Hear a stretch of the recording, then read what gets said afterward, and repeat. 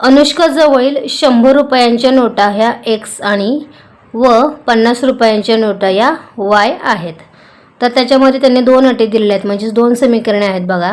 अनुष्काला आनंदने वरील नोटांच्या रूपात दिलेली रक्कम ही किती आहे बघा, तर ती 2500 म्हणजेच 2500 आहे. हे आपलं समीकरण पहिलं असणार आहे. आणि दुसरं समीकरण आहे आनंदने तिला तिला म्हणजेच अनुष्काला आनंदने तिला नोटांच्या संख्यांची अदलाबदल करून पैसे दिले असते तर ती रक्कम 500 रुपयांनी कमी झाली असती. हे आपलं समीकरण दुसरं आहे.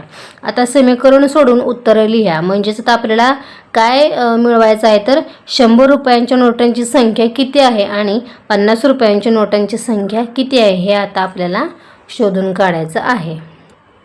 तर बघा, सुरुवातीला आपण उत्तरामध्ये लिहिणार आहोत पहिल्या अटीनुसार. म्हणजेच त्यांनी प्रश्नातच सांगितलं आहे आपल्याला.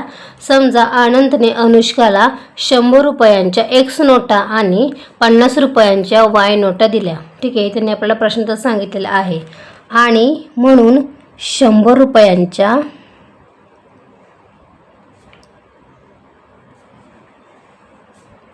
एक्स नोटांची किंमत,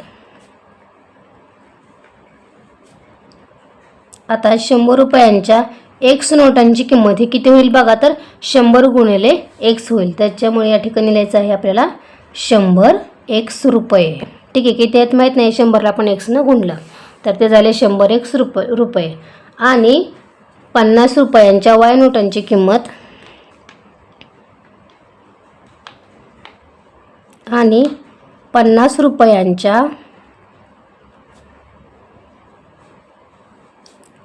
वाय नोटांची किंमत,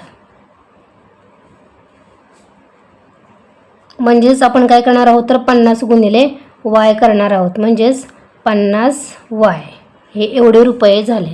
ठीक आहे, म्हणजे 100 एक्स आणि 50 वाय एवढं आपल्याला मिळालेलं आहे. आता त्यांची पहिली अटनुसार, तर पहिली अट काय आहे बघा, तर दोन्ही प्रकारच्या नोटांची एकूण जी किंमत आहे ती किती आहे बघा, तर ती 2500 आहे. सो त्यानुसार आपण काय करूया, आता पहिली अट लिहूया. तर पहिल्या अटीनुसार दोन्ही प्रकारच्या नोटांची एकूण रक्कम ही किती आहे बघा, तर 2500 आहे. त्याच्यामुळे आता दोन्ही प्रकारच्या नोटा आहेत म्हणल्यावरती 100 एक्स अधिक 50 वाय बरोबर किती, तर 2500 म्हणजेच 2500. ठीक आहे, म्हणजे 100 एक्स अधिक 50 वाय यांची बेरीज किती आहे, म्हणजेच एकूण रक्कम किती आहे, तर ती एवढी आहे. ठीक आहे, आता आपण काय करू शकतो बघा, या सर्वांना आपण काय करू शकतो, तर 50ने भागू शकतो. म्हणजेच 50ने भागल्यानंतर या ठिकाणी बघा 50 दुनी 100 म्हणजेच 2 एक्स